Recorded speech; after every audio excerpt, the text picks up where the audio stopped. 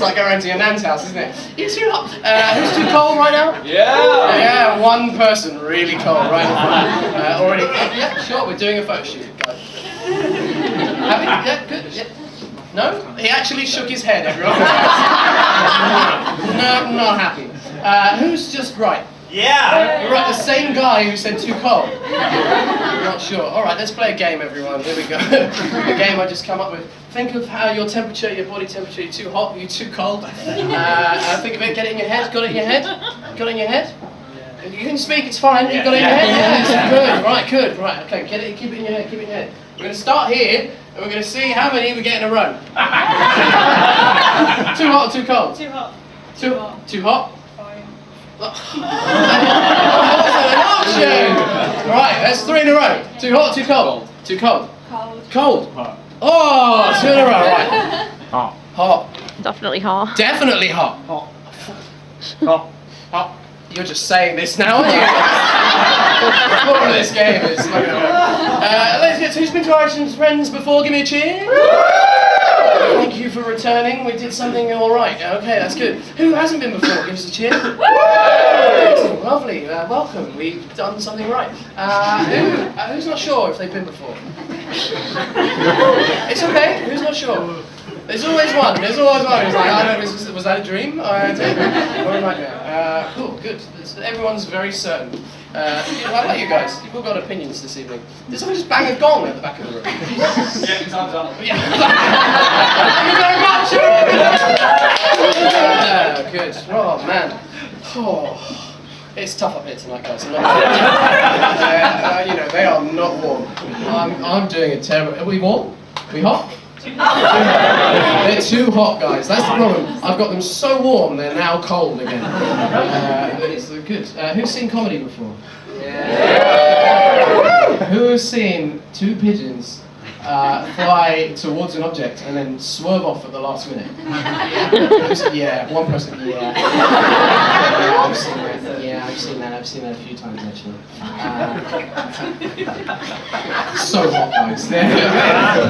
It's them or me. I can't tell. It's probably me. Am I too hot or too cold, guys? I'm just right. Is the correct answer. Okay. So good. This is our Ancient Friends. I'm 1/4 of. Have you ever seen anyone hold a microphone like that? That's good, isn't it? Two, like a sort of monk, sort of. Yeah. We like to try out new. As you can tell, it's a bit. As you can tell, it's a bit experimental. Just a tiny bit experimental. That's mainly on my part. The rest, everyone else is like this. Just do normal stuff, and I'm like. I just don't plan anything, as you can tell. One person is tapping their pint glass out of frustration. What's your name, sir? The quietest you could ever talk through a microphone. His name is George.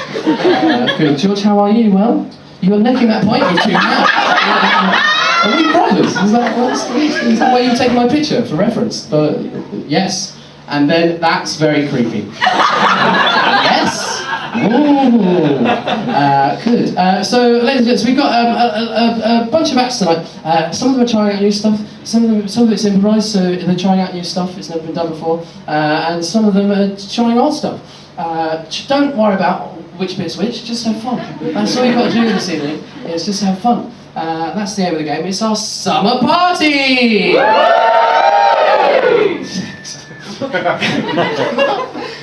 If it's going tough, guys, just say summer party, and it'll marginally get less and less exciting every time.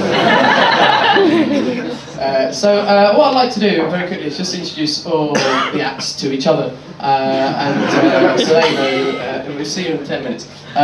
Introduce all the acts to you guys, and you're gonna stop. George, what's your favourite band? No pressure, mate. Don't know what your favourite band is. What's a band that you have heard in the last 10 years? Have you heard any music? George, stay with me, man. Come on, stay with me. You got this, George. You got this, George. Thanks so much, George. George, you can do this. Godspeed You Black Emperor. 2 hours of drone music is your favourite music. Hallelujah, Don't Bend, Ascend. Yeah. Anyone else heard that? I'm going to do my impression of, yes, one person, two people. Here's my impression of Hallelujah, Don't Bend, Ascend by Godspeed You, Black Emperor. Here we go. It's about 2 hours long, but I'll give you not my impression. This is what the album sounds like. What was it? Oh yeah, I was introducing. Alright, and then I'll introduce them. Here we go. Godspeed You, Black Emperor. I'll pretend I'm my dad, like putting on the CD, because he's like the only person who still uses CDs.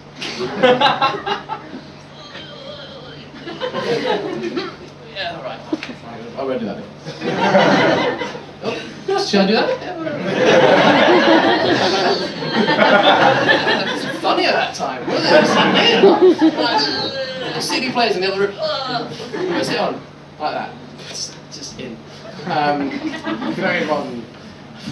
Fuck, it's tough, guys. Really warm, they're really good. Hallowed speed to God, you Black Emperor.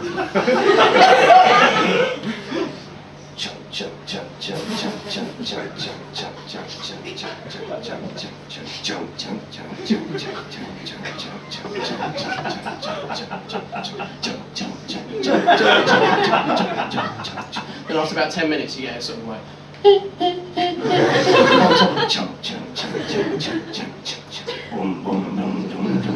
Accurate so far, George? No vocals, it's just 2 hours. The best bit is if you listen to it on record, it goes chum chum chum chum chum chum.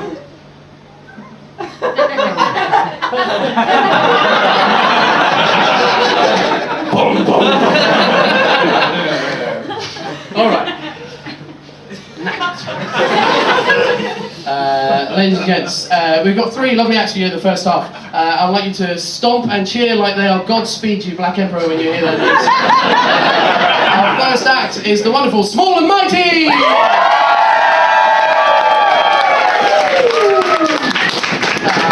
So followed up by Laurie Bolger! And the wonderful Zoe Tamale!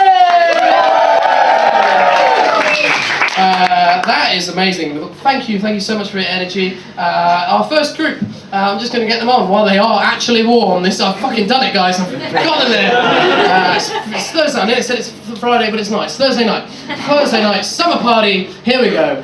These guys first played with us a couple of months ago. They are quite new friends in that they did our improv course. They met on the improv course. I've never seen such a bunch of people get on so well, and I'm so pleased that they're still talking to each other. God knows me, the rest of the guys don't talk when we're on stage. That's it. So these guys, we're so excited that they're still together. This is their first ever gig. So yeah, be really nice. People make mistakes up here. People make mistakes every day in their lives. The difference is we choose to do it in front of 100 people. You guys may not do it. You know when you make a mistake, and you make a mistake, there's like two extremes to that feeling. You make a mistake, like you kind of go, oh, I'm going to flip my pencil into my pocket, and you flip it and it goes into your eye, and, and then you like look up to see if anyone saw, and if no one sees you, it's like the best feeling ever. And if like there's just one person on the other side of the office who's like, ah, shit, now right, they're cold again, guys. I should have done the pencil bit. Ladies and gents, they're amazing. They're absolutely wonderful. Please start a little pitter patter. Slow it up for me. Go wild. Go crazy.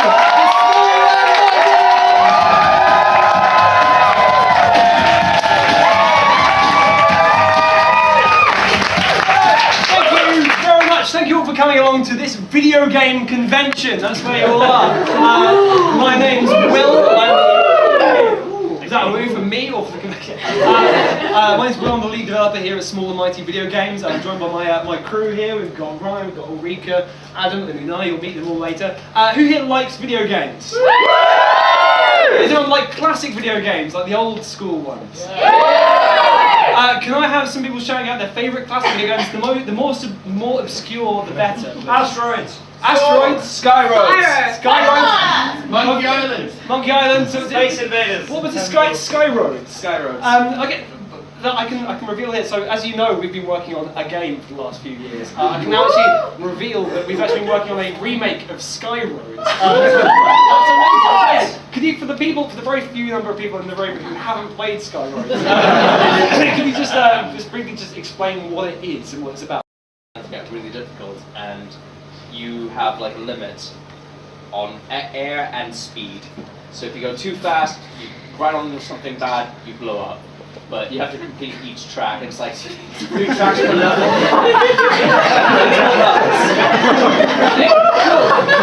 Okay, so it's a DOS game from the 90s.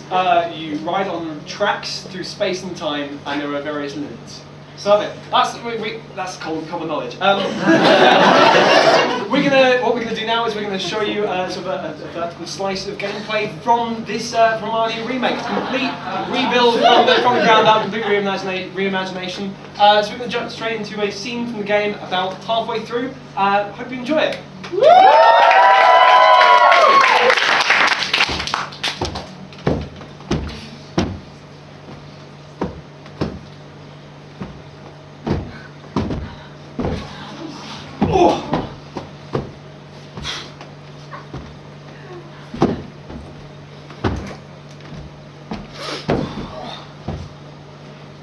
Tim.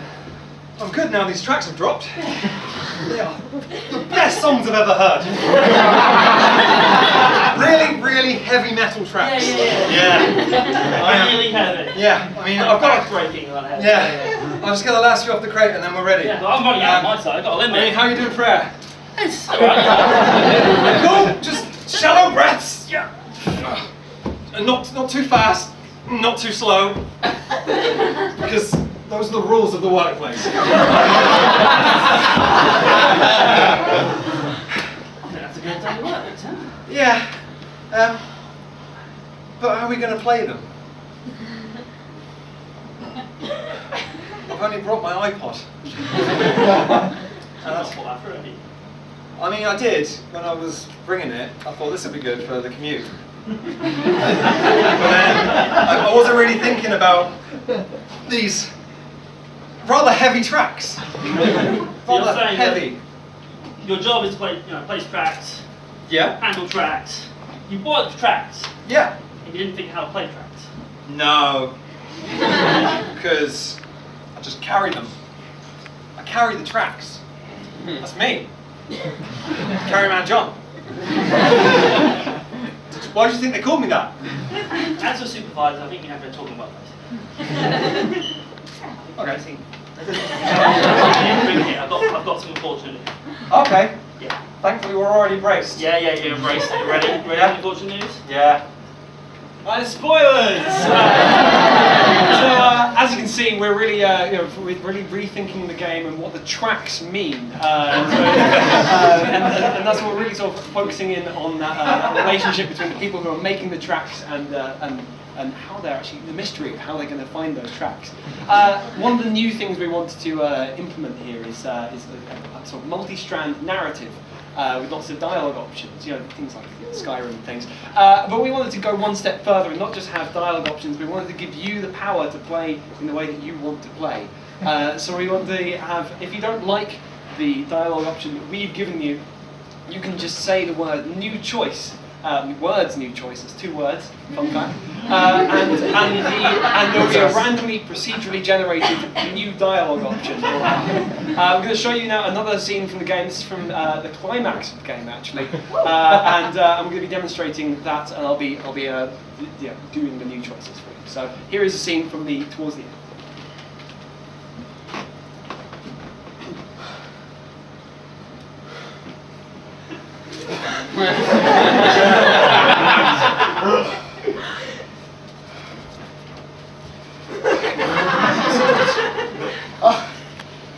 I really hate this.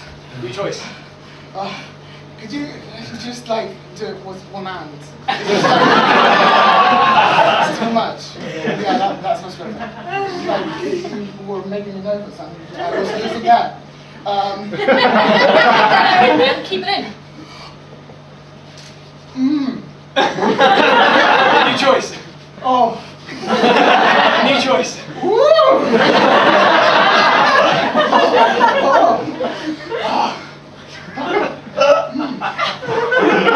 So ambient. New choice.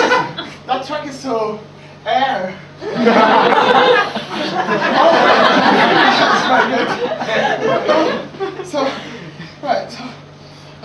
but thank you very much for the You're welcome, you're welcome. New choice. Well, Yeah. I don't really want to do it for you. For it, so what am I going to do? New choice. I really love you. This way is the only way you'll allow me, so. Dad! It's me, Carryman John. Carryman John Smith. I took the family name. And I've gone to work. I've got all the heavy tracks, but I forgot how to play them. So I ran all the way back here just to get them.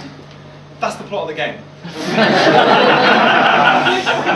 you know what we always say in family? I do, yeah. To play a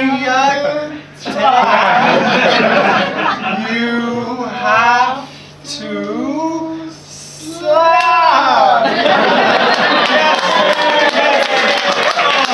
New choice. To play a track, you have to dance. Dance! Dance yourself to death. Yeah. Oh, I can hear the music now. This is great. But wait. If you're dancing this much, you're losing all the air. New choice.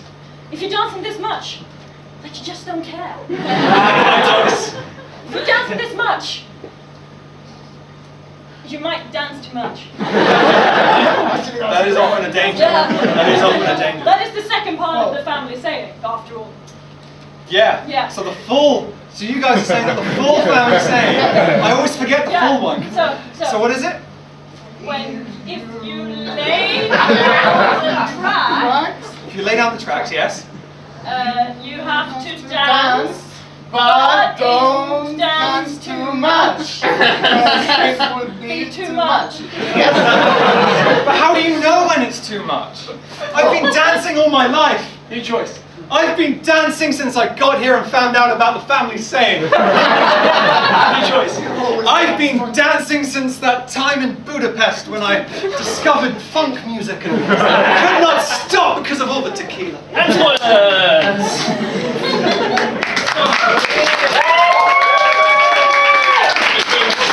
It's very nice, I'm glad to see you're all excited. So, as some of our fans who've been following our work for a while, you might have seen some of the blog posts. There are a number of bugs in this game. It is an early build, it's not too surprising, but there are a number of bugs. They're not too noticeable, but so we're now going to move on to another scene here. And this is a scene where Carryman John is in dance lessons, learning how to dance.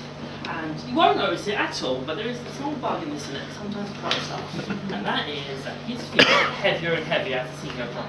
It shouldn't come up, but yeah. So we'll jump right into now and I hope that doesn't come up. Is this Dance 101? I brought my new shoes. Perfect. You call those new? I know they were second hand, but I bought these. first foot. Get it? Because they're gloves. You think those are new shoes? I bought these shoes while we've been talking. What? Amazon is crazy now. So prompt. Yep, that's space teleporting Amazon for you. It teleports the shoes straight onto your feet. From the planet Amazon. Sorry, excuse me. Hat for Ferguson, not Ferguson, son? Yes, thank you. Yes, can I ask you to have to sign here? Oh, you know who I am. It's fine. You don't need to. You don't need to get that. do you want to dance? You want to dance? You can dance if you want to. Come on, dance. Leave your friends behind. That's what it's all about. Leaving your friends behind. Leave your friends behind. It's a lonely life.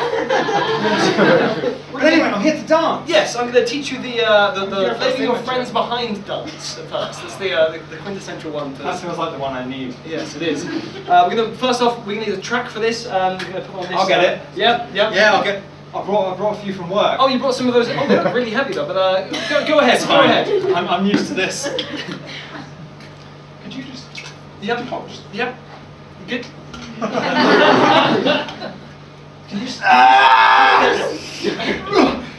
could have just slid it actually. That wasn't all that fun. Oh, fair enough. That's going to be a sick track, actually. It needs to be over there, actually. Yeah. You mean this track? That track. This track needs to be there. Okay. Yes. So I should shuffle it. Yes. Yeah. This is fine. So how long have you been working for Amazon? Well, just since yesterday, really. I mean, I got told that I needed a signature. We'll get to that. We'll get to that. How about a dance off for the signature? I could learn all I need to learn. Yes. Well, I mean, yeah. Luckily, I could. Hang on. Okay, dance off. I'm gonna reinterpret it. I'm feeling the muse.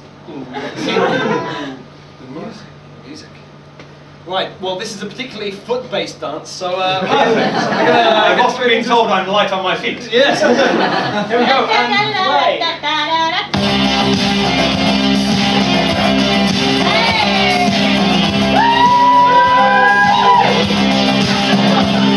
Come on, man! Come on! Come on, dancing! Right, stop. Stop. Huh? With flying colours. Yes! I can leave my friends behind. So, as you can see, it's a really exciting tale from start to finish about tracks and dancing and laying them down. We're going to end today's presentation by showing you the trailer for this game. It's got a little bit of everything in it, and I'm sure you're going to love it. So, thank you very much for your time.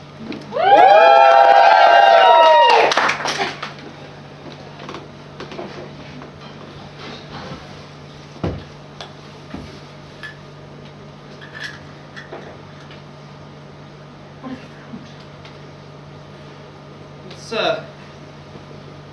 very shiny, very light. Some kind of disc. Yes, I think you're right, it is.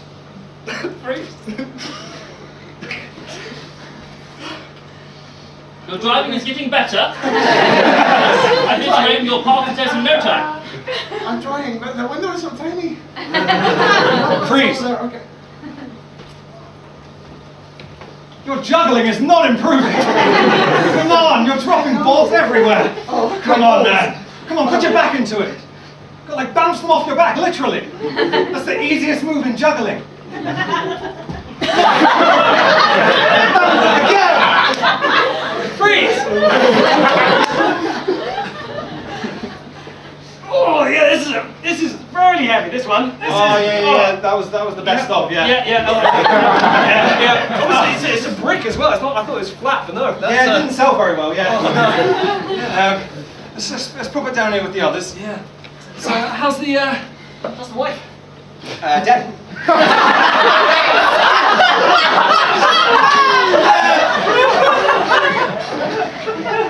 So you want to teach dancing?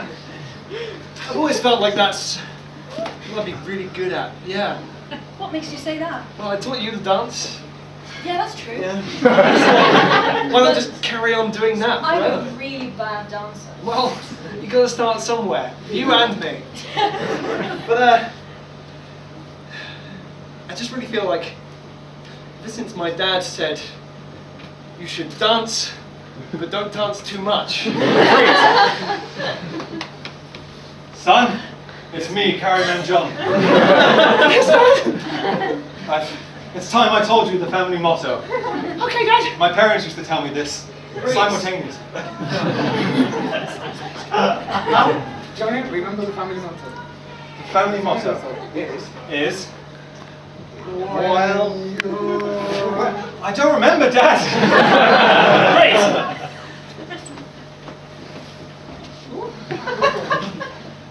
This is your third business review, and I must say that last track was a real train wreck.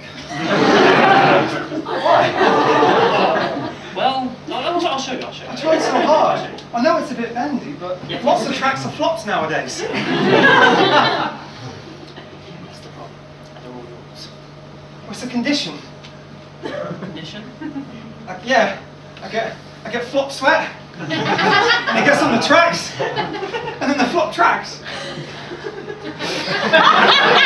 I'm sorry, look, I towel it off, but nothing works. I need to tell you something. Freeze! I need to tell you something. Yeah? So I don't think you're a very good dancer. I've been teaching you for 3 days. It's just not, like, you won that first dance contest, no questions asked. That was amazing, but a complete Well, you know what I mean. fluke. Absolute complete fluke. Yeah. Yeah. Yeah. So bless me. You need to rethink the entire thing. You got new shoes again? Yes, I'm feeling much more light on my feet this time. Good. Right. Yeah. Well, I think we need to start off. I'm going to get some my new shoes on. Just the one actually. Remember the family more. I do. Don't dance too much.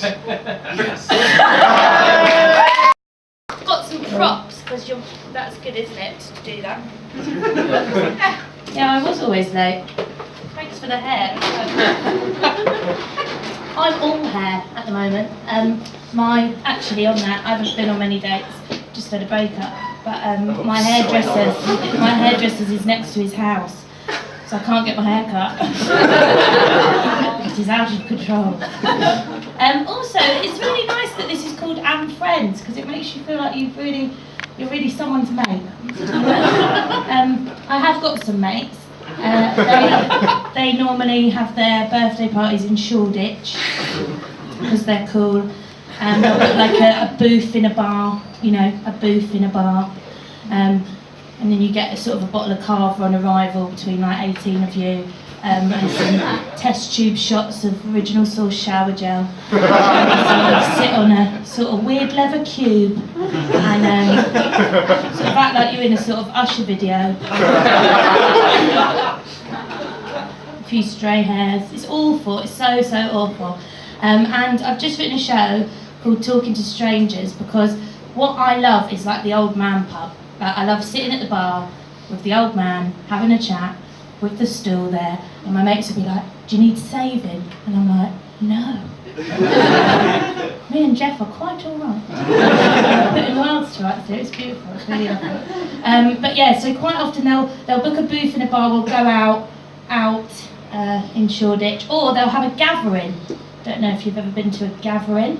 It's when you sort of lean on a worktop in a kitchen for a bit, just trying to sort of pluck some conversation out the depths of the plug hole. And you always end up with one person who will just suddenly name drop their partner, even though you didn't even ask. So they'll just be like, oh yeah, like I live in Hackney on the canal with my partner, who is my partner, and I'm a digital marketing intern. That's how I met my partner. We walk along the canal, me and my partner, because they're my partner. Because they're my partner. And you're like, okay, partner. Let me ask what you did for a living. And it's very uncomfortable because then you feel like you can't leave the kitchen because then they will think that you definitely fancy them. So you just start asking them loads of questions about their partner, which is awkward. Another awkward stranger scenario for me as a 27-year-old hipster is I'm not a hipster, I'm trying to be a hipster. I look like my nan's going to give me some back to school vouchers. And I'll be like, I like your blouse. Sort of left me her blouse. But yeah. Pub quizzes are shit. They are my worst one. I don't understand why you would want to go to a pub and pay to do a test in the pub. I don't get it. And what will normally happen with me is I'll sort of turn up and I'll sort of be like, oh, I'll go to meet my mate who I haven't seen for a couple of years, and then they'll be like, how's stuff been? And I'll be like, it's tough actually, like I could really do with a heart-to-heart. Then you turn up at the pub and their 5 housemates are there, and they're all sort of looking at you like, what skills can you offer? And then my mate will be like, oh, this is Laurie, she's a poet. That is a true story. That is my job. And they go, oh, she's a poet, and they're like, oh, we need an extra person. And then they expect you to know every single fact about art and literature since the 1700s. And if you sort of get up to get a drink during the pub quiz, they hate you. I normally bring a pretty good pub quiz team name to the table, if push comes to shove. So last time I suggested Quizneyland Paris. George loved that one as well. It's like, when's your next gig? So that one's good.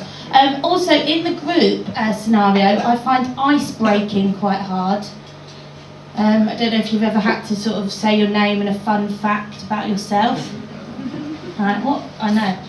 Like, what biscuit you would be. So, George, what biscuit would you be? You took so long with the song, I don't know whether to just move on. No? Digestive? Oh. Shit. Okay, George. Alright. I'd be a custard cream. So I'd be like, hi, my name's Laurie, custard cream. And you normally like end your intro, don't you, in a group with sort of like the same thing every time. So you'd be like, so, yeah. That's me. That's me. That is not you. Right? You're more than a digestive. You're more than a fun fact. Like when you met Gareth Gates at a service station toilet in Swindon. Fine. Let's do toilets then. That seems the natural thing to do. So when you've got to go, haven't you? Needs must and all that. I don't know if you've ever been into a toilet and sort of gone into the toilet and there's a poo in it. Poo in the toilet.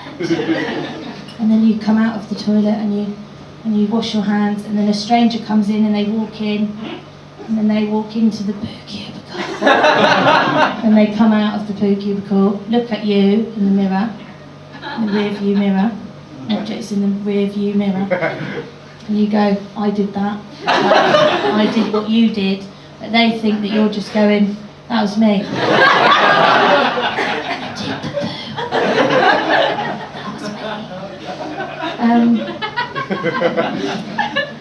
So we're going to move on to this pint glass in a minute, but just before I do that, basically, I was thinking about my friend Becca, who adopted a gorilla at uni. It didn't actually live with us, it was from a charity salesperson. And I don't know if you ever find that you're on the street and you feel like you're both going the same way as someone, you sort of do that, like tennis. Really hope someone's filming that actually, so I think I look pretty cool. But you sort of do that and then you sort of go, you go like, oh God, I'm sorry, like that. And they sort of don't do what happens in Notting Hill when a floppy-haired English gentleman just runs into your white blouse with his latte. I rewatched that film. It's actually an orange juice, but you can't say that because that's not as funny. And then sort of they invite you back to their bookshop where you sit in a bubble bath for 3 days and avoid the paparazzi. Normally that person will just tut at you, won't they? Which is really bad for your self-esteem. And the other one's the big C for charity, where you sort of you see a charity worker and you're like, I'm going this way actually. Unless you're Becca, in which case you adopt a gorilla with the last £10 of your student overdraft.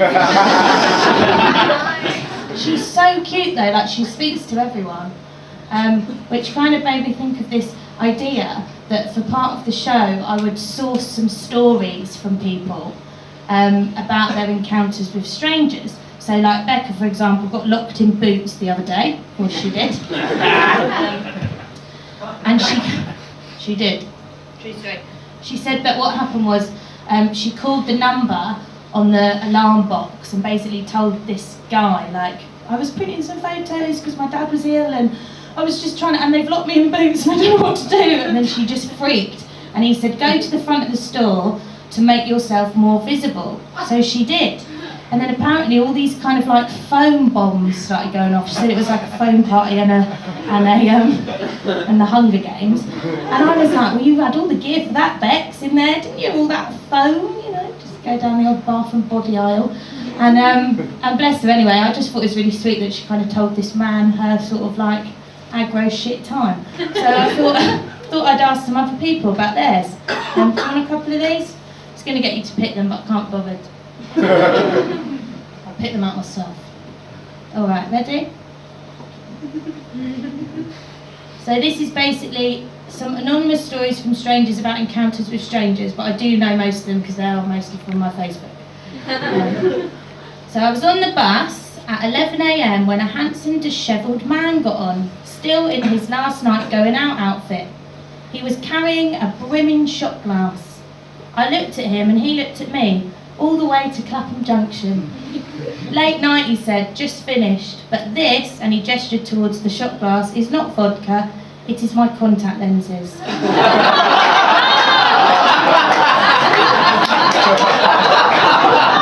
a banger, isn't it? That's a banger. Me and the girls rushed onto the train. I wish I had girls. This sounds like a Sex and the City. Like me and the girls just rushed onto the train, and we all put our Costa cups and tickets on the table, sitting opposite a sleeping man. One of the girls sneezed, and my train ticket flew onto the man's crotch. We debated what to do, but then we decided to leave it. The ticket man came, and we just all pointed to the crotch of the sleeping man opposite. Imagine that. Imagine this person was just like, tickets and rail cards, please. Okay. Do you want a couple more? Yeah. Yeah. Great. That's what I'm here to do. This is a sexual one. Alright. I sat next to a stranger on a plane for 14 hours. We spoke the whole time. About 2 hours in, we didn't know each other's names, so decided not to tell each other. About 9 hours in, we did hand stuff under the blanket.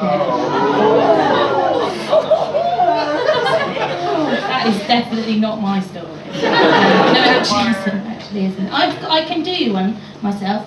I see this stranger on my street all the time, and I couldn't remember where I knew her from, but I always say hello. I'm always like, "Hi mate, how you doing? You alright?" And she was at the bar in the pub the other day, and I went up to get a beer, and I said, I've totally forgotten your name. I'm so sorry. Would you remind me? She was like, "Yeah, it's Maureen." And I was like, "Okay, grand, cool." Anyway, I saw her the other day, and it twigged that Maureen did my cervical smear test. That's how I know Maureen. Alright, shall we have another one? We'll do another strangers one, then I'll do another one, and then we'll see what we're doing for time, but probably just get on with our lives after that. Alright.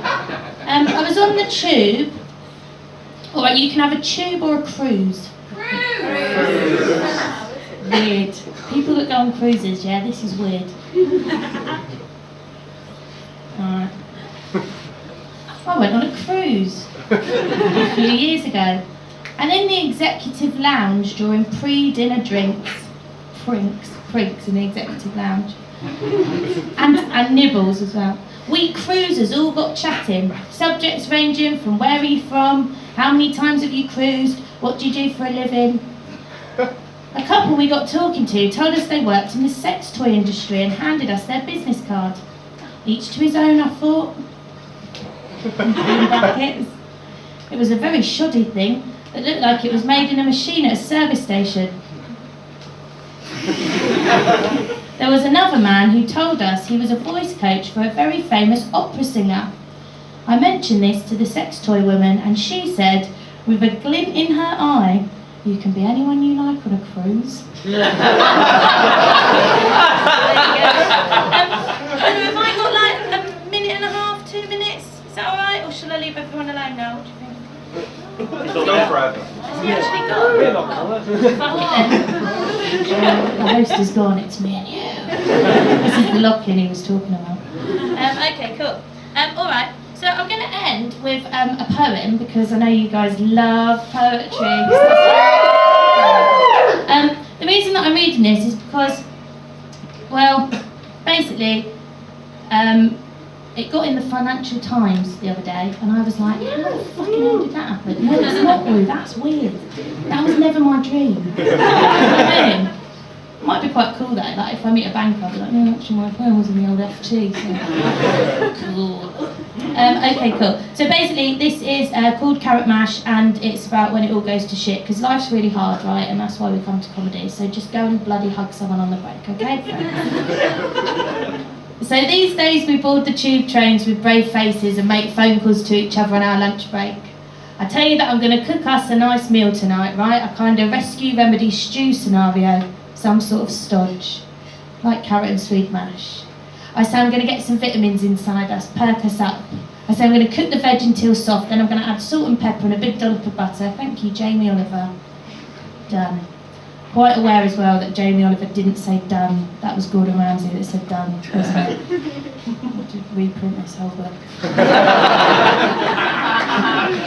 So you know the oh my god, my partner, he works in Sainsbury's, right? He lied. He's doing the internship on the side. So I asked the bloke in Sainsbury's with the gel ginger hair and the orange fleece, he's reducing bags of broccoli out of the fridge. I go, excuse me mate, I don't know if you can help me, I'm actually looking for carrots. Yeah, we haven't got any. Sorry. I was just texting my partner. So when he suggested parsnips, in the nicest possible way, mate, that's not the same, I say, and then snot runs down my chin and mascara eyes look like squashed up blackberries, and I look around the supermarket and I see that they have got star anise, and I'm like, how the fuck can you possibly have star anise and no sodden carrots? I've lost it in the veg aisle. And just before I leave you, the reason that I've got this stall from a props is we've just come back off tour, yeah? And all the boys had like bare merch. So I was like, I'm getting some merch. So I got these done.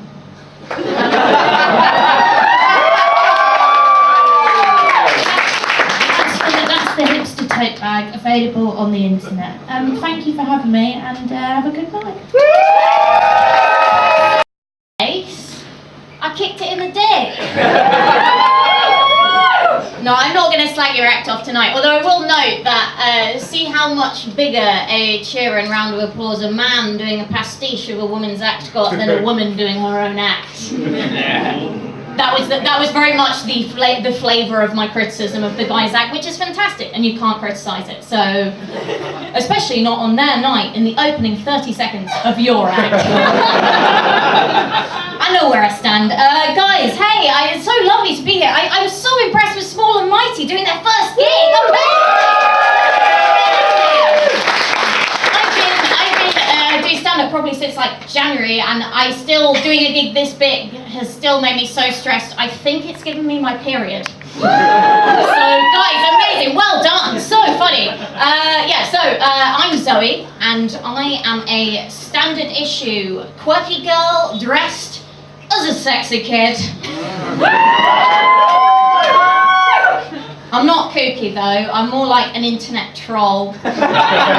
Because I have a cartoon character for a profile picture, but I have the personality of a very angry 45-year-old man. The other thing you should know about me is I have hideously tiny thumbs.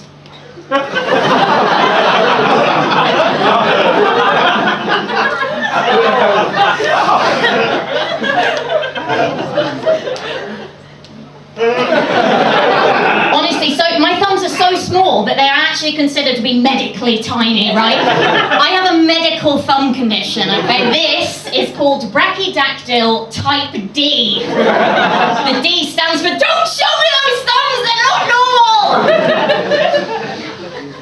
It's also called toe thumb, hammer thumb, and murderous thumb.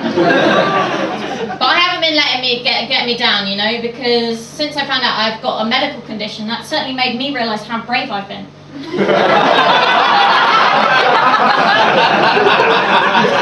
To live with these devastatingly tiny thumbs. Because, like, think about all the stuff that I've missed out on, right? I have to hitchhike using my middle finger. Every time somebody likes something of mine on Facebook, I take it as a personal insult. And perhaps, worst of all, I have recently been fired from my job deciding which gladiators die at the Colosseum. Fans of capital punishment, enter mine.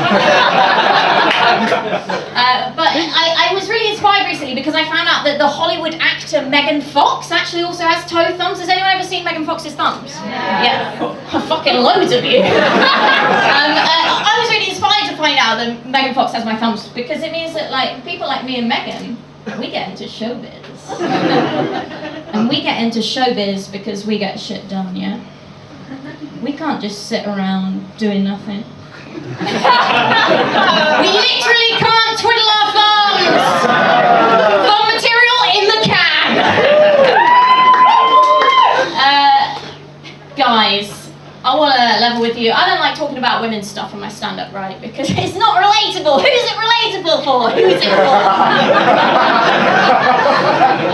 I don't like talking about women's stuff because women's lived experience is outside of the authentic human experience which men have. So I don't like talking about women's stuff.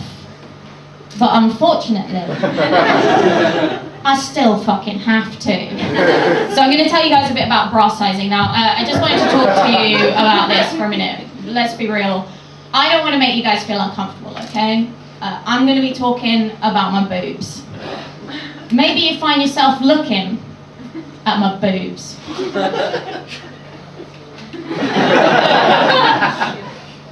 Maybe you're looking at them right now. Because I'm pointing right at them. But I don't want to make you guys feel uncomfortable, okay? So what I've done is I've designed a device which completely desexualizes your gaze. Ooh. That is the world's first saucy ooh for desexualization. Do you want to see this device, guys? Okay, a little, what's it called? A drum roll, a little drum roll. Okay. It's very quickly. I really need to focus it right now. I'm doing it for what I was trying. Completely desexualizes your gaze. Unless, of course, you have sex with tigers, in which case this piece of stand-up very much the only one for you. This is called Tiger Tits, obviously. These were £1 each from Poundland, so it is commercially available. I actually wanted it to be badger boobs, but badgers were £3.50 each, that's £7 total, it's not that funny. Bra sizing, right, as you guys all know, bras are very uncomfortable and expensive, especially if you're an unusual size, which every person who wears a bra is, right, because the sizing system is mad. Yeah. Okay, 4 bra wearers in the house, we're in. Bra sizing is mad, right, and the reason for this is that it's proportional, okay, so I'm going to explain bra sizing to you now. There are 2 sizes involved in bra sizing. Buckle up, boys, it's a TED Talk! You've got your chest size, which is around your rib cage, and you've got your cup size, which is your tigers. And basically, for some reason, as you go down a chest size, they put you up a cup size, which means that for an average build woman like me, but who's 5'1" and has a small rib cage, I have G-cup breasts. And your nervous cheers are correct. Because if I had the G-cup breasts that you're imagining, I would not be doing this gig. I would be doing a much better paid gig. But I've never heard anyone talk about this, and you know, it's a serious thing because an ill-fitting bra causes you a lot of health problems, and I feel like if that was an issue associated with a product more traditionally associated with men, you'd have guys doing stuff about it. You know, have men in boardrooms going, oh, we really must find a way to stop the new Ferrari from crushing men's dicks. It's not like it's an embarrassing problem. It's like a mathematical problem. I mean, it's weird. I've never even heard a stand-up routine about it. It's almost as if women and non-binary people need to dress up their authentic lived experience as some kind of quirky outsider perspective and like use silly props to like distract people so that they don't feel uncomfortable and talking about non-sexual things about their bodies.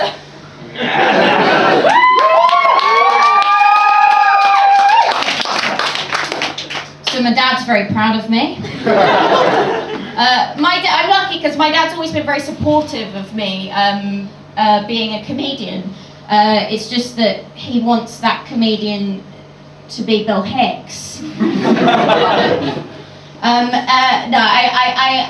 been having fun recently. I feel like every conversation I have with my dad about sort of a minor success in my comedy career, you know, I phone him up, I'm like, oh, I'm so excited, I'm my first opening 20, I did it before a comedian that I love, you know, I got a round of applause from 200 people, I got paid an untaxable amount, but I got paid, and he just goes, why ain't you Bill Hicks yet?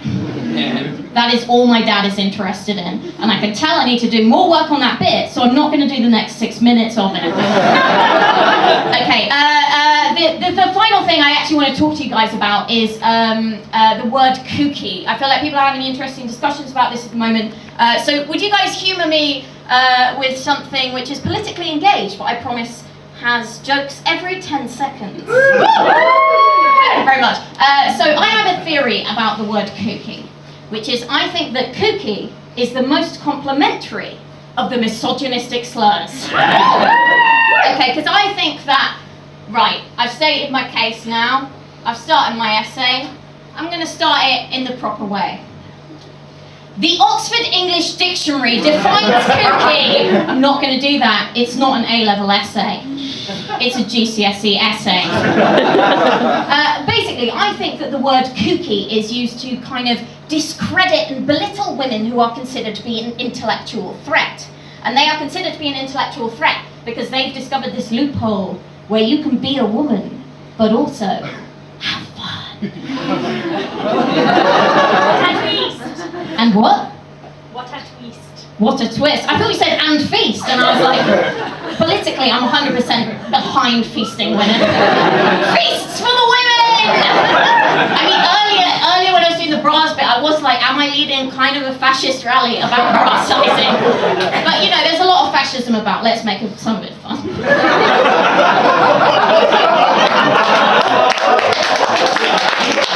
Wait, no, that's the problem, isn't it? They've made it fun. That's the PR move. Okay, cool. And just swipe, as the improv community does, I'm going to swipe that away. So kookiness, right? We know here, us clever people, that kookiness and cleverness are not interchangeable, right? Because nothing says intellectual threat less than an adult woman who is willing to spend over £12 a month on unicorn-themed stationery. Guys, it's lovely, but you don't need to cheer every time. I feel so validated. So, yeah, it's kookiness, right? But I think that adopting a kooky kind of look and persona for a lot of women is kind of an opt-out of being judged on the boring standards that women are normally judged on, right? You're no longer being judged on whether you're conventionally attractive. Instead, you're just being judged on if you're as annoying as you turn out. Fuck. People make mistakes on this stage. That joke's also not funny enough for me to now repeat after fucking up the beginning of it.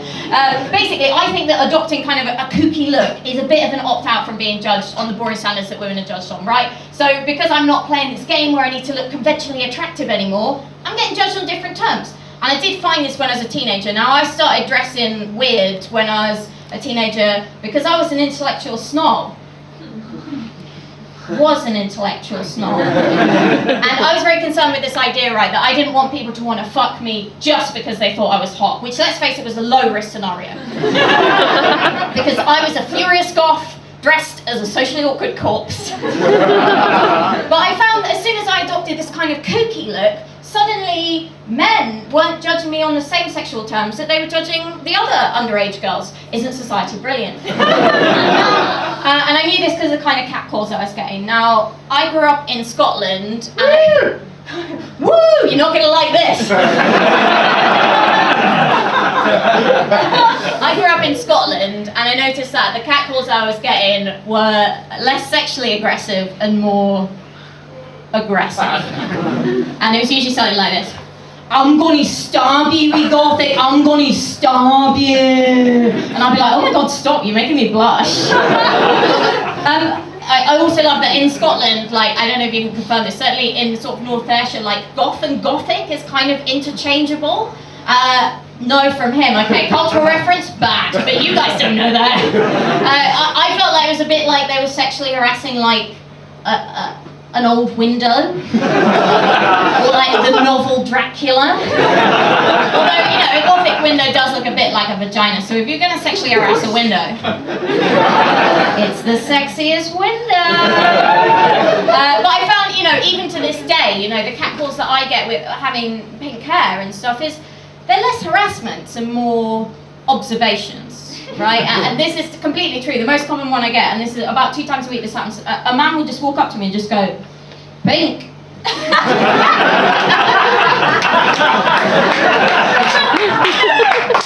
Which is a great observation. I mean, I bet there's like a whole like type 5 in it. Oh, have you ever noticed when you've seen a girl out and about and she's got pink hair and you shout at her the colour of that hair so that she knows you can see colours on the visible spectrum of light and she's not impressed enough to want to fuck you? What's that about? I think the interesting thing about that is that catcallers and observational comedians have the same aim, which is that they both want to get laid. But unfortunately, they've both selected a method which makes them absolutely repellent to women. Men are trash. Men are trash. Men are trash. Men are trash. But I'm environmentally conscious, and that's why I keep recycling the same ones. I'm enjoying talking to you guys. It's so lovely. I love you. Joined by the rest of the Irish Experience, Tom Lester and Luke Spinall! Joining us tonight is the amazing Will Dixon! Who you may have seen earlier. That's the plot of the game. That's such a good line. That's the plot of the game. You're really halfway through a book and one of the characters just says, that's the plot of the book. So good. Yeah, with the Irish Experience, we're going to do some more making up on the spot stuff for you now. One person's laughing, so this is going to be a breeze. Easy. It's going to be an absolute breeze. And this is our summer party, guys. Give it up for the rain today! I love rain. Exactly. Hot or cold? Cold. Average! Hot or cold? Yeah, hot. Hot or cold? Average, I think. I'm sorry. I've broken the cycle already. So we're going to do some stuff. We're going to make up some stuff, and then afterwards, I'm going to DJ downstairs and we can dance. If they'll let me. I haven't spoken to them today about it, so they might have changed their minds since I last emailed. Yeah, summer party vibes. Who's seen us before? Give us a cheer. Lovely. Who hasn't? Thank you so much for coming. This is all completely made up on the spot. We've done no pre-planning, no rehearsing. We've never done this before, and we will never do it again. All we need from you guys to inspire us for our show is something that you've done recently that you're proud of. That you're proud of. No, I will be priests. Video editing! Video editing! Alright, calm down. I heard someone say spice rack. Yeah, what was that? Spice rack! You pull up a spice rack! Oh, please, what's your name? Who put up the spice rack? My name is Fern. Fern, it was the spice rack, or your name is Fern? My name is Fern. Your name is Fern. My name is Fern. I have to name the spice rack. How big is this spice rack? How big are we talking? Sort of this big. Sort of this big. It's a vertical. Wow. I'm seeing like a horizontal. God, there we I go. just saw more of a shelf, really. Shelf, It's right. like, wow. And do you cook? I You do cook? It'd be weird if you didn't. Put this up. I've got to hang around. Amazing. And what do you like to cook for them? What's do. Indian food. Indian food, amazing. You have people around and cook for them, or just sometimes mainly keep it to myself. That's what I do. Cool one. And what's your favourite spice? You've got a favourite spice? Chili flakes. Chili flakes. Is that technically a spice? That's like a cop-out spice. Okay. Second favourite spice? Sporty. Sporty. Yeah. These guys up next! Have a good night! He set him up enough of that. Your second favourite is sporty, amazing. Guys, focus. Sorry, we're working on the scoring. Alright. And where in your kitchen is this spice rack located? It's on the wall on the right. On the wall on the right. I don't know what your kitchen looks like. Like what we see is On the wall, tiny kitchen. a tiny kitchen. It's just on the wall. It'd be weird if you put it up and it wasn't. I'll put a spice rack on the sink. It's just right in the middle. That's all we need. So our show is called Scrapbook. You're about to meet a couple of people who are going to go on a little adventure. We're going to learn about them. All inspired by Fern. Thank you so much. Have fun. Play safe. Keep to the shadows. See you on the other side. Don't trip on the ice.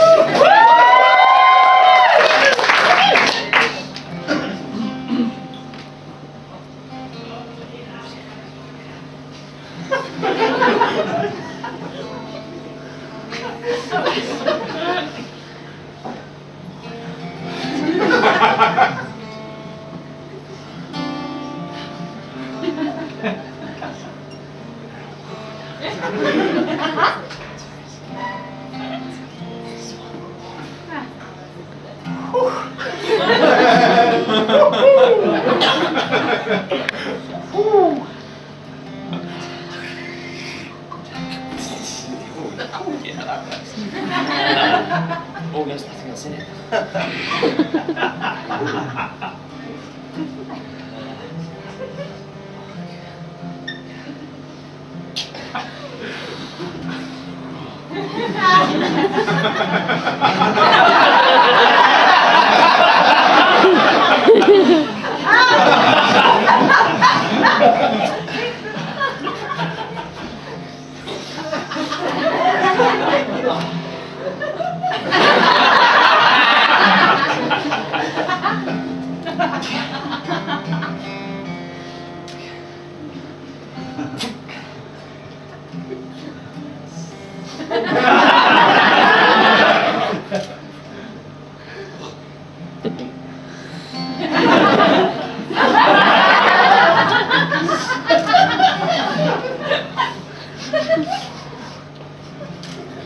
Oh, hey neighbor. Hey, I can. Oh, what are you cooking in there? You can smell it drifting out, can't you? Oh, can you? I'm just adding the spice. Oh my God, what is that, Jonah? I can smell something delicious over there. It smells so good, you gotta let us in and have a little waft of that up our noses. Oh, let me just turn it down a second before it runs away again. Come on in. Come on in, you guys. So the kitchen's quite small. That's amazing, you got everything on the walls, nothing on the ceiling, that's a waste of space, huh? Yeah, no, nothing. I'll be using that. Quite a small space, you have to squeeze in. Alright, just get Oh, don't worry about that. We like things nice and intimate. Oh, good. Why waste space with emptiness? Yeah, that's what we always say. Why waste space with emptiness? Oh, you two live together? Yeah. Oh, well, I just moved in, you see. That's funny. We've been here forever, really. Yeah. Yeah. Seems like ages and ages since we moved in here after we got married all that time ago. Jonah and Jonah. Yeah. Who'd have thought it? Two people with the same name getting married at the same time. Same time. Well, I'm just making myself my first dinner here in this place. Amazing. Oh, it smells so Settle in. good. All I've added at the moment is some rice and spice. Rice and spice. My favorite dish. Yeah. Rice and Who'd have thought it, spice. eh? Rice and spice in the same place at the same time. Hey, you know what? You know the guy who used to live here, he was a cook too. You know that? Oh, yeah, I remember. Yeah. Look up there. See that? Considering it's a small kitchen, I can't believe I haven't seen that before. The shelf. Full of cookbooks. I'd only focused on the spice rack. Yeah. Look up there. What a cookbook. So a lot of cookbooks. Isn't there? That's right. Fine, yeah, well. One of them next to it. Come on. I'll take one. Helps. Only a mighty weird chef keeps his books on the ceiling. Quite it's just like that. Wow, it's quite a heavy cookbook. He told us if everyone had ever moved in here, we would have come and tell them about this book. And we have fulfilled that promise.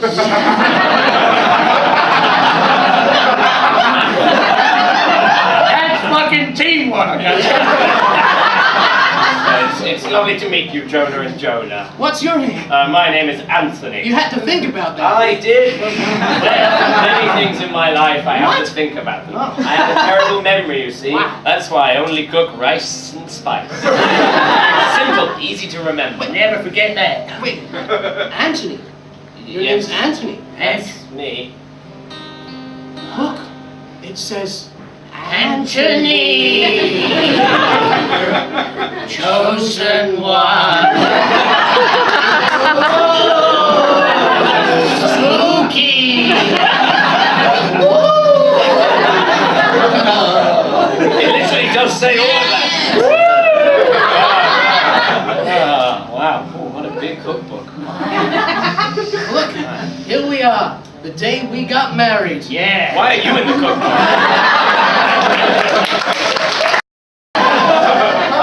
I'm seeing Jonah, I'm seeing double Jonah.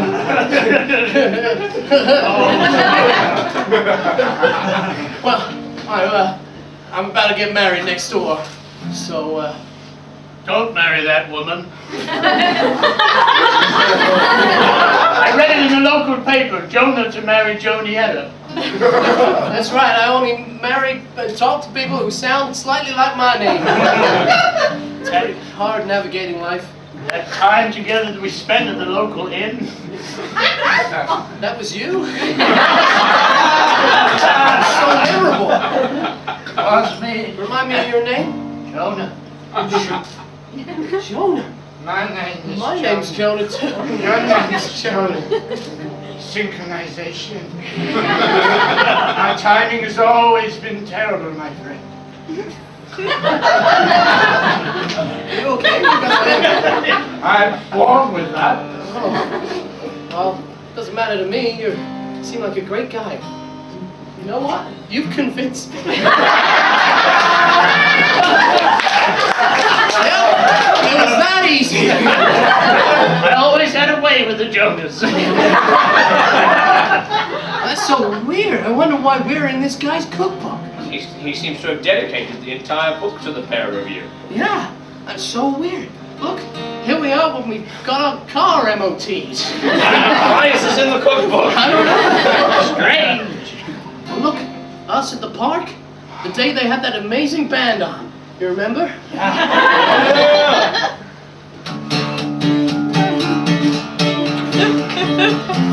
Alright, ladies and gentlemen, you've come all the way. Ladies and gentlemen, give a big round of applause to the two Jonas.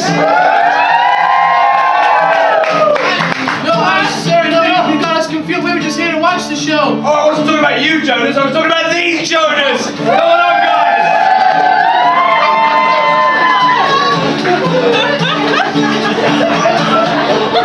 Oh my God, they're so attractive. Not only have they got the same name, but look at that ass. I love ass. I love it too. Wait, he's singing. Oh, this is the part we play, playing the music all fucking day. Jonah and Jonah, you better not Mona, 'cause we're fucking sick, better than the whale and Jonah.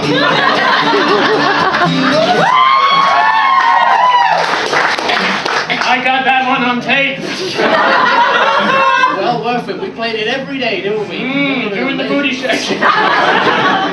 Good morning. It's time to play the tape. I thought you'd never ask. Here we go.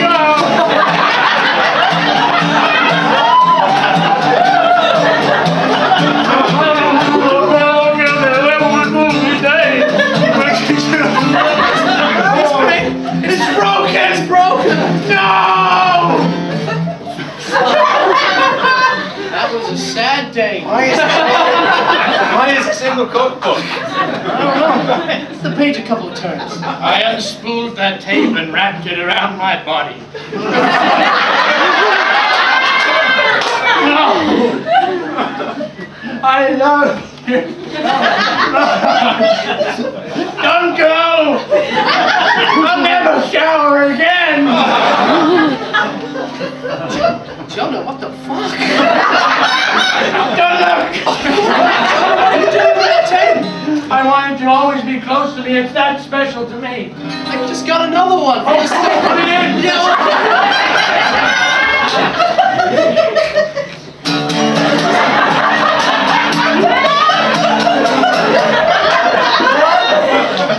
Yeah. You still got it on. I'm still wearing the tape to this day. You want to sing, darling? Thank you very much. It is a catchy tune, though. Yeah. Look, What else have we got? this is Tim. This is him. This is the guy who used to live in the house before you, Anthony. Tim Anthony? Tim Anthony, yeah. Yeah. Wow. Bit of a coincidence, that, huh? He was so Roman. He was.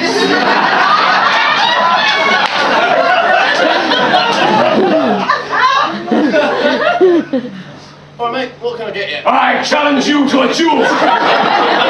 Outside! I can't go out. Now! There's customers to serve. I can't really go outside right now. I'm here to relieve you of your shift. Are you sure? It's time. I follow the route always, completely. It's time for you to go, my friend. No, I really feel like working extra time today. Unfortunately, we don't have room for that. My chariot is parked on double yellow! What are you doing? Oh, you're climbing under the bar. I wasn't sure what you were doing there. Are you wearing a kilt? I'm wearing nothing. Historically accurate. That was Tim Anthony. He went around the world sampling flavors from all around the world. You should have seen him when he went to Portugal. I challenge you both to a duel! Outside, now! I was not born to fight. I was born to love. And make tastes. Is he Portuguese? You dare question my nationality? Get me out of the... What are you doing? Portuguese Kung Fu. Portuguese Kung Fu. He learned it off an instructional tape. It was amazing. Hello and welcome to Portuguese Kung Fu. I'm here and so is Juan. Alright, homie, how we doing? The sun goes down in approximately 2.5 hours. Let's get going.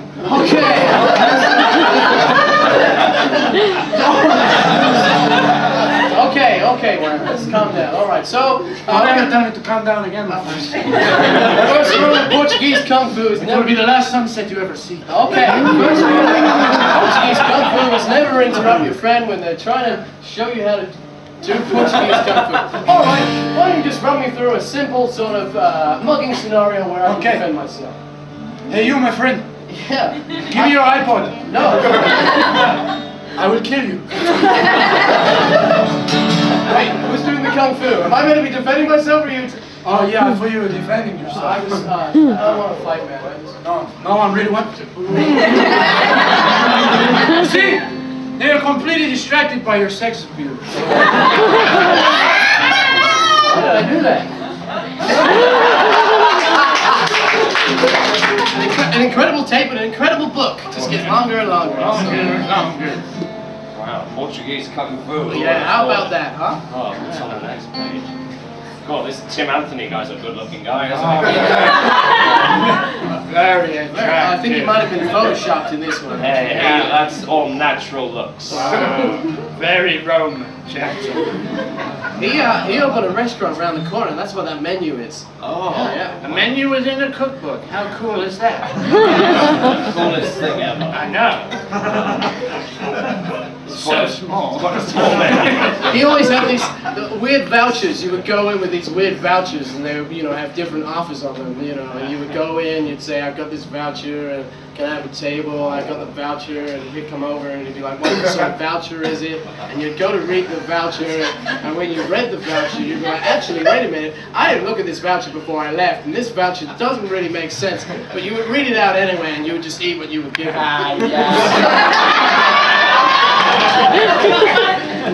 Come on, darling. This restaurant is absolutely lovely. It is, I read it in the Financial Times. Yes, the financial food section. Yes, every newspaper needs a food court. Yes. After you. Dong. I make my own dong. The posher you are, the more you dong. Oh, donging right you are. Donging incorrect. I haven't seen a sommelier yet. No, me neither. I'm literally right here. Oh, hello. My eyes have yet to adjust to The darkness. Spiral the lights off. The chef here does not. There were no lights in the Roman times, so there should be no lights in the restaurant. Have you heard of the sun, my friend? Have you heard of nighttime, my friend? I challenge you to a duel! Chef! Yes, what is it? This big... We're challenging these two to a duel! What already? I was being polite for once.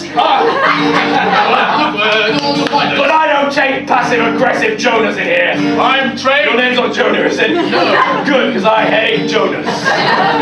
Look, I'm Winston, and he is Churchill.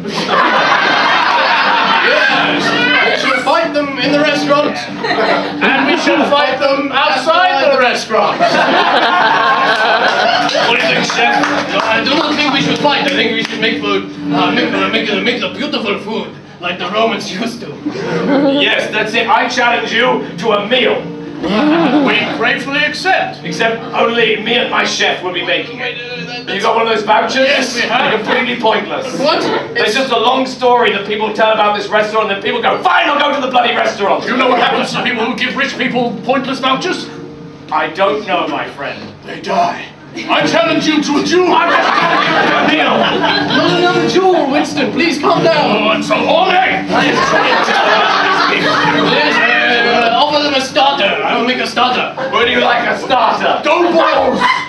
Dumb balls? Dumb balls. Oh, your accent is great. I want 2 dumb balls. 2 dumb balls? More like these balls, am I right? No, I'm still not good at jokes. I need to know there were no Roman stand-ups, were there? I should, what are you two doing? We're having a chat. Having a chat about your fingers? What? Yes. Fingers are extremely sophisticated. I was just saying my fingers are really wiggly. They are. It's flexible. Thank you. Can we have a table yet? Or?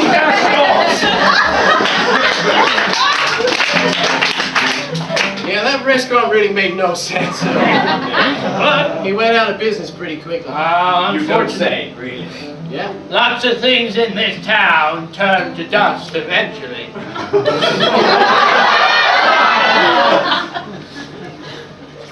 Thanks for buying me an ice cream, Dad. That's okay, son.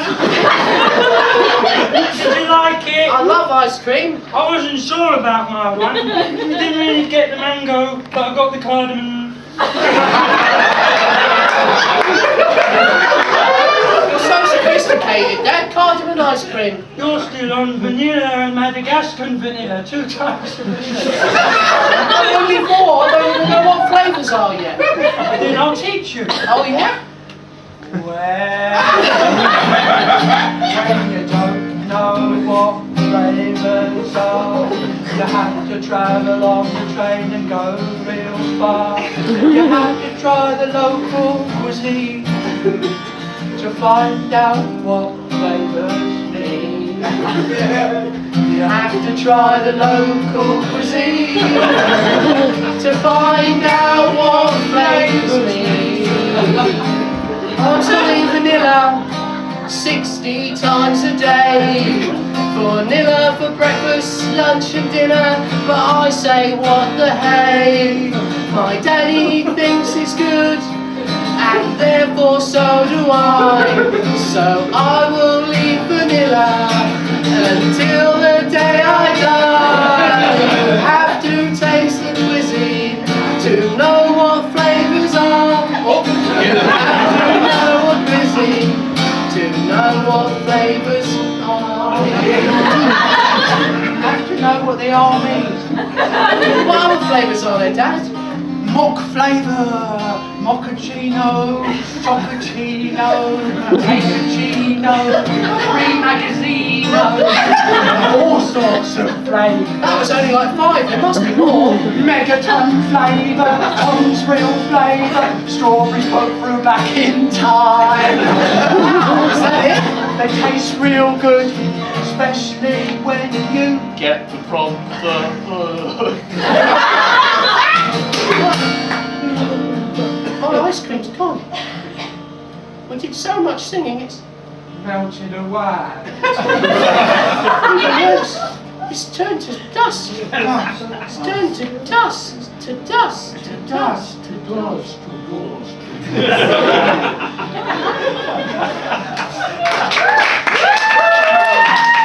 Well, I reckon that's what happened to my tape player, you know. And I reckon that's what happened to his clothes. And maybe Anthony Tim before you were here. Tim Anthony. Well, why did he leave? Where did he go? I don't know. One day he was just gone. His house is still here because we're in it. That is a good observation. We didn't take the house We with didn't him. take the house with Well us. spotted. Yeah, they don't call me Jonah the Smarts for nothing. Oh, they call you Jonah the Smart? Yeah, as I walk down the street, people go, "Hey, look, there's Jonah the Smarts."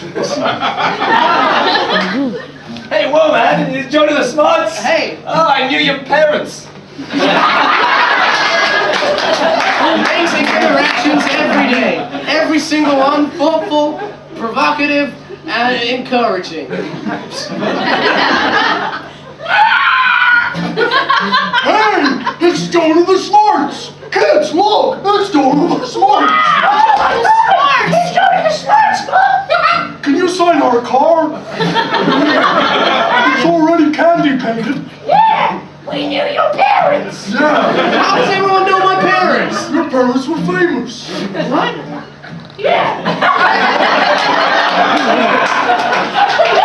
See, you thought that wasn't going to be provocative or entertaining, but that was how I found out my parents were famous. What did your parents do? What were they famous for? Well, you ain't going to believe this, but they were the town's only basketball players.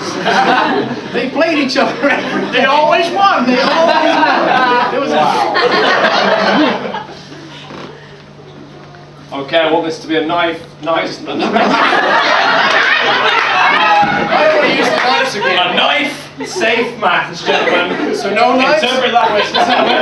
You won. Does that mean that we use knives or not? I can put. You can use knives. As long as they're safe. Just don't be nice. Right. I don't like Coach Simmons. No, I don't either. He's really violent. Yeah, he is. Let me put my knife down. I'll put it on here. Okay.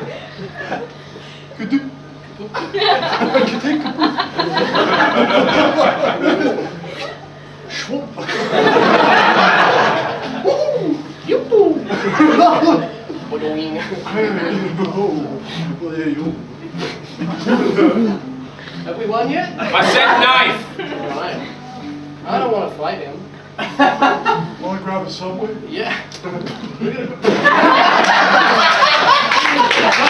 My parents were so romantic.